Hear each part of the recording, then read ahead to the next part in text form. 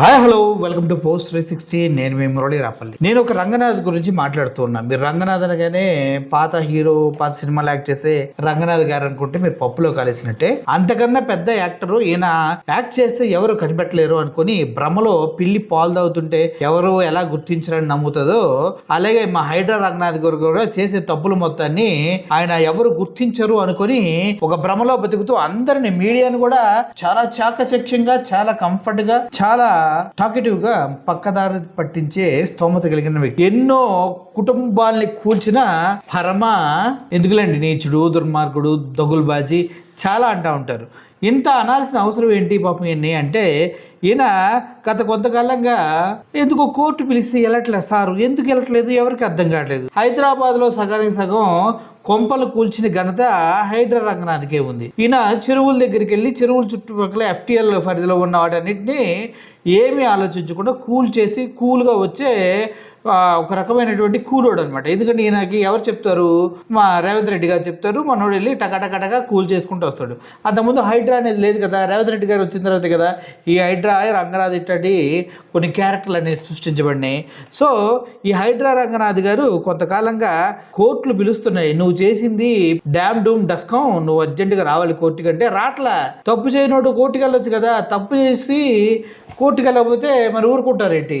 ఊరుకోరు. మరి తప్పు చేయనోడైతే కోర్టుకి వెళ్ళి సమాధానం చెప్పాలిగా. మనోడు చేసిన పనికి మాలిన పంచాయతీలేనట. అందుట్లో ఒకటో రెండో మంచి ఉంటే మిగిలిన ఎవడైతే డబ్బులు ఉన్నాయో, ఎవడైతే కమిషన్ ఇచ్చారో వాళ్ళందరినీ వదిలేసి ఎవరైతే ఇవ్వలేదో వాళ్ళ దగ్గరికి వెళ్ళి చేశారంటూ సంఘటన మన అందరికీ తెలుసు. అయితే ఇప్పుడు హైకోర్టు పిలిచినా ఎందుకు రావట్లేదంటే, అడిగిన దానికి సమాధానం చెప్పాల్సి వస్తుంది. సమాధానం చెప్తే చెప్పు తీసుకుని మోహన లెఫ్ట్ రైట్ పొగడుతుంది కోర్టు అనే విషయం మనకు తెలుసు. ఎంత పిలిచిన రాకపోతే హైడ్రాకి రంగనాథ్ని ఇమీడియట్ గా తీసేయాలి అంటూ హైకోర్టు ఉత్తర్వులు జారీ చేసింది. ఎవరికి? సిఎస్కి. ఎవరు CS? Chief minister Revanth Reddy గారు పక్కన ఉంటారు కదా సిఎస్లు, వాళ్ళకి పంపించింది. ముఖ్యంగా ఈ రంగనాథ్ అనే వ్యక్తిని పీకి పడనకుండా పక్కన. ఇంతమంది కొంపలు కూల్చినోడుకు అవసరమా? కోర్టు అంటే ఇంత ధిక్కారమా అంటూ సమన్లు అనేది పంపించటం, సమన్లు కదా ఉత్తర్వులు పంపించింది. ఈ కోర్టు ఉత్తర్వులు పదే పదే ధిక్కరించడం సరైంది కాదంటూ వ్యాఖ్యానించింది. బాబు, నువ్వు చాలా పెద్ద పొజిషన్ లో ఉండి నువ్వు ఉత్తర్వులు ఇవ్వగానే నువ్వు ఎటువంటి ఉత్తర్వులు ఇవ్వకుండా కొన్ని కొంపల్ని నిన్ను కూల్చిన దుర్మార్గుడివి నువ్వు.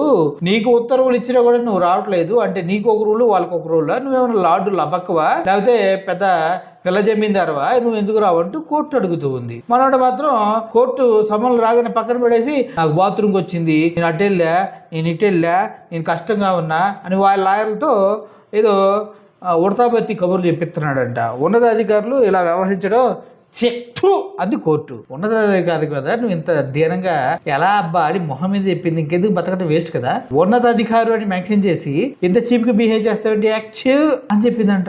ఏంది? హైదరాబాద్ లో రియల్ ఎస్టేట్ పడిపోవడానికి ఈ హైడ్రా రంగనాథే మెయిన్ రీజన్ అంటూ చాలా మంది చెప్తూనే ఉన్నారు. గతంలో ఎంతో అద్భుతంగా రియల్ ఎస్టేట్ బిజినెస్ జరిగింది. ఇప్పుడు ఏది కొంటే ఏది పోయిద్దో, ఎక్కడ కొంటే ఎక్కడ కొంపలు కూల్చేస్తారో అని అందరూ భయపడి వస్తున్నారు. అయితే ఇదే హైడ్రా రంగనాథ్ పవన్ కళ్యాణ్ గారు కొన్న చెరువు, ఆ చెరువు సంబంధించి మాత్రం అసలు 10 సమాధానాలు చెప్తాడు. ఆ నీళ్లు పోవడానికి వాళ్ళు పెన్షన్ వేయలేదు, అది పూర్తి చేయలేదు. అరే అడుగుతుంది ఏంది హైడ్రా రంగనాథ్?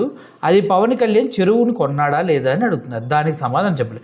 అది FTL పరిధిలోకి వస్తుందా లేదా అంటే దానికి సమాధానం చెప్పాలి. అది చెప్పకుండా గాలి కబుర్లు అన్నీ చెప్తారేంటి అంటూ ఉన్నారు ప్రజలు. అది FTL బయట ఉన్నటువంటి క్లియర్ ల్యాండ్ అనమాట. ఓకే, సో ఇది మొత్తం 10 ఎకరాలు పవన్ కళ్యాణ్ గారు వారు ఎప్పుడు 2014లో కొన్నారు, రైతుల దగ్గర నుంచి కొన్నారన్నమాట. అది ఈ ఇదంతా కూడా పట్టా ల్యాండ్. చెరువు కూడా పట్టా ల్యాండ్లో ఉందన్నమాట. అంటే చెరువు అంతా కూడా పట్టాల్లో ఉందని క్లియర్. చెరువు కూడా పట్టా ల్యాండ్ ఉంటుంది, చెరువు కూడా పట్టా ల్యాండ్ ఉంటుంది. ఇందుట్లో పట్టాలకు రకాలు అని చెప్తాడు. చెరువుకు పట్టా ఉంటే దాన్ని లాగేసుకోరా గవర్నమెంట్? అంటే పట్టా ఉండి డైరెక్ట్ గా రిజిస్ట్రేషన్ చేసిన ఇళ్ళనే నెట్టిన కూల్చేసావే. మరి పవన్ కళ్యాణ్ది పట్టా ల్యాండ్ ఎందుకు నువ్వు పట్టించుకోవట్లేదు? చెరువులో ఉంటే పట్టా ల్యాండ్ పవన్ కళ్యాణ్ అయితే వదిలేస్తావు. చెరువులో ఉంటే ఏం మాట్లాడుతున్నావే నువ్వు? నాకు అర్థం కాదు, ఏం మాట్లాడుతున్నావు నువ్వు? క్లియర్ పట్టా ల్యాండ్ అది. సో పట్టాలండ్ అంటే ఎవరో ఒకరు అధికారులు కక్కుర్తిపడి చేసి ఉంటారు కదా. పట్టాలండ్ లేదండి, హిస్టారికల్గా ఇప్పుడు కాదు. రిజిస్ట్రేషన్ సేల్ అగ్రిమెంట్ ఉందని సుధాకర్ రెడ్డి కంప్లైంట్ ఇచ్చాడు. కంప్లైంట్ ఇస్తే ఈయనే మాట్లాడతాడు. చెరువులో 3 రకాల ల్యాండ్ చెప్పు. ఫస్ట్ గుర్తుపెట్టుకోవాలి. ఒకటి షికం సర్కారీ, అంటే షికం అంటే గవర్నమెంట్ ల్యాండ్. రెండోది షికం ఏది పట్టాలు, అంటే శిఖం పట్టాలంటే ఎండిపోయినప్పుడు చెరువుని కాస్త లేనప్పుడు వాటర్ లేనప్పుడు దాన్ని అది పట్టాలు ఇచ్చేసి దాన్ని మళ్ళీ ఏక్సాల లీజు ఏక్సాల ఇది పట్టా అంటారు, ఇట్లా అంటారు అన్నమాట. మూడోది ఈజ్ రెగ్యులర్ పట్టా. ఇప్పుడు కాపరా చెరువు ఉంది, కాపరా చెరువు 108 ఎకరాలు మొత్తం ఒక అంగుళం కూడా కాదు, అంతా పట్టానే. నల్లగండ్లలో ఉన్న చెరువు ఉంది, మొత్తం చెరువు అంతా కూడా పట్టానే. అంటే పూర్తిగా పట్టా ల్యాండ్ ఉన్న చెరువులు చాలా ఉన్నాయి, వందల చెరువులు ఉన్నాయన్నమాట. ఓకే. సో ఇక్కడ కూడా మీకు పట్టాలు చెరువులో ఉండటం తప్పేం కాదు, అది దాన్ని ఓన్ చేసుకోవచ్చు, మీరైనా కొనుక్కోవచ్చు, నేనైనా కొనుక్కోవచ్చు. ఎవరు అదంతా ఓకే, చెరువులు పట్టాలు ఉంటాం ఓకే. ఇప్పుడు ఎఫ్టీఎల్ పరిధిలో ఉందా లేదా అన్న విషయం కదా నువ్వు చెప్పాల్సింది. పవన్ కళ్యాణ్ గారు ఏ చెరువునైతే అక్రమంగా ఆక్రమించుకొని 10 ఎకరాలు ఆయన సొంతం ఫెన్సింగ్ వేసుకొని మరీ వాడుతున్నాడు, అది ఇప్పుడు ప్రజలు అడుగుతున్నట్టు దాన్ని నువ్వు తీసుకుంటుందా లేదా?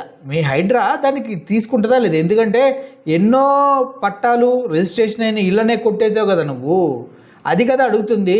చెరువు పట్ట చెరువు ఏది సొల్లు కబుర్లు చెప్తావేంటి రంగనాథ? చెరువులో పట్టాలు ఉండటం తప్పేం లేదు. అండ్ చెరువులో నీళ్లు రాకుండా కూడా వాళ్ళు ఎక్కడ కూడా నీళ్లు చూస్తున్నారు కదా, నీళ్లు కనబడుతున్నాయి. అంటే నీళ్లు కనిపిస్తున్నాయి అంటూ మేమే చూస్తున్నాడు.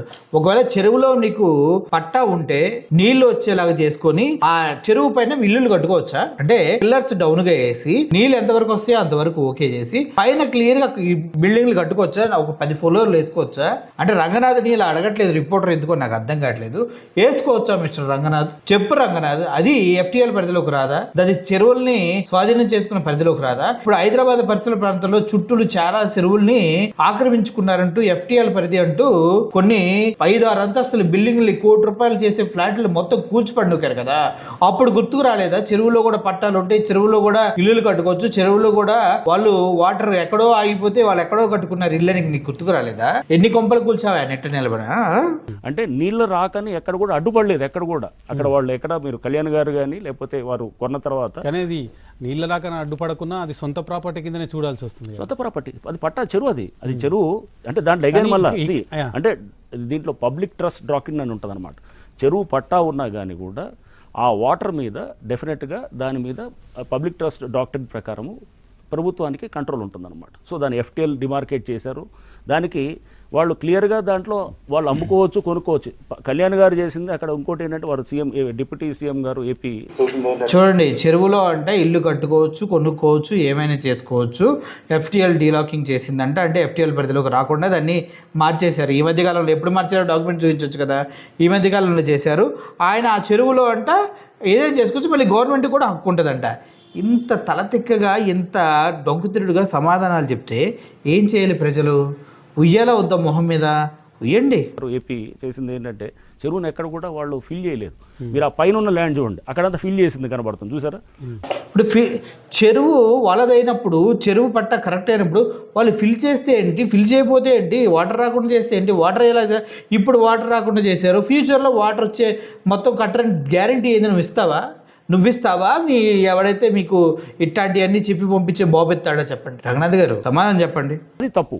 అంటే చెరువును మట్టితో నింపి చేయటం అనేది ఆ పైన కనపడుతుంది సార్, అది ఎవరో కొన్నారు, అది ఆ ల్యాండ్, అది వాళ్ళది మొత్తం ఫిల్ చేశారు. అలా చెరువును పూడ్చడం అనేది తప్పు. ఇది చెరువును పూడ్చలేదు. మీరు అంటున్నారు ఏది మాకు వారి కుటుంబంతో సంబంధం ఉంది ఇదని అంటున్నారు. మరి అదే పల్లరాజు గారు కూడా నాకు బాగా తెలిసినవారు. నేను కాకినాడలో ఇంతకుముందు అడిషనల్ ఎస్పీగా పనిచేసినప్పటి నుంచి కూడా వారు తెలుసు. ఆయనకి మాజీ కేంద్ర మంత్రి. మరి వాళ్ళది కూడా డెమాలిష్ చేసేవే గండిపేటలో ఉన్నప్పుడు. సో ఇక్కడ తెలియదు అనేది కాదనమాట. సో అది ఇష్యూ అనేది మాకు తెలిసిన వాళ్ళు తెలియని వాళ్ళు అనేది లేదు. అక్కడ రైట్ ఏంటి రాంగ్ ఏంటి అనేది.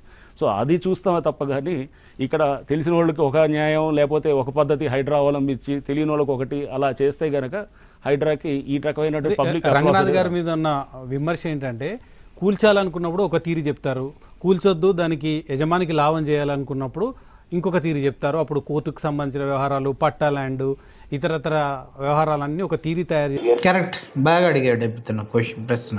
నేటివ్లో బిల్డింగ్లోనే ఇది ఎవరైతే కబ్జాదారులు ఉన్నారో సోషల్ మీడియాలో కొంతమంది ఎవరైతే గనక వాళ్ళు ఇక మీరు చూస్తే వాళ్ళ లైన్ ఎప్పుడు చూసినా హైడ్రాకి వ్యతిరేకంగానే ఉంటుంది ఆ లైన్ అనమాట.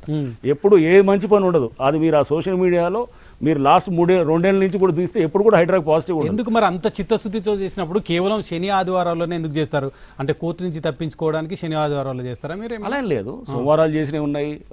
కొన్ని బిల్డింగ్స్ అన్ని ఇల్లు శని ఆదివారాల్లో కూలుస్తారు. ఫ్రైడే మొబిలైజేషన్ చేస్తారు, శని ఆదివారాల్లో కూలుస్తారు. ఎందుకంటే శని ఆదివారాల కోర్టులు నుంచి ఎవరు కూడా సమన్లు తెచ్చుకోలేరు కదా, గబగబా వెళ్ళి కూల్చి పండుగేయటం, తర్వాత ఆ భూముల్ని మన వాళ్ళకి పెట్టుకుంటారా అని చెప్పడం, ఇట్లా చాలా ఉంటాయి. వీళ్ళు కూల్చి వెళ్ళిన తర్వాత మళ్ళీ వాళ్ళే ఎవరైతే ల్యాండ్ ఓనర్స్ అని గతంలో ఉన్నారో వాళ్ళే వెళ్ళి అక్కడ మళ్ళీ కన్స్ట్రక్షన్ కూడా చేసుకున్న దాఖలాలు చాలా ఉన్నాయి. చాలామంది మాట్లాడుతూ ఉంటారు. కాబట్టి కింద చాలామంది కామెంట్ చేస్తారు చూడండి. ఈయన సాటర్డే సండే ఇష్టానుసారంగా అధికారాన్ని దుర్వినియోగం చేస్తూ కూల్చివేతలకి పాల్పడిన వ్యక్తి రంగనాథ్ అనే వ్యక్తి. ఇతను ఇప్పుడు పవన్ కళ్యాణ్ అది ఎఫ్టీఎల్ పరిధిలో లేకపోయినా చెరువులన్నింటిని రక్షించాలి కదా, చెరువు ఎఫ్టీఎల్ పరిధిలో లేకుండా ఎలా వచ్చింది, ఎలా చేశారు, ఎఫ్టీఎల్ డిటాచ్టేషన్ ఎలా చేశారు, ఇవన్నీ ఏంటంటే మనల్ని ఎర్రిపప్పలు చేయడానికి చేసే ప్రయోగాలు తప్పించి ఏమి లేవనేది వాస్తవంగా కళ్ళ ముందు కనిపించేస్తుంది.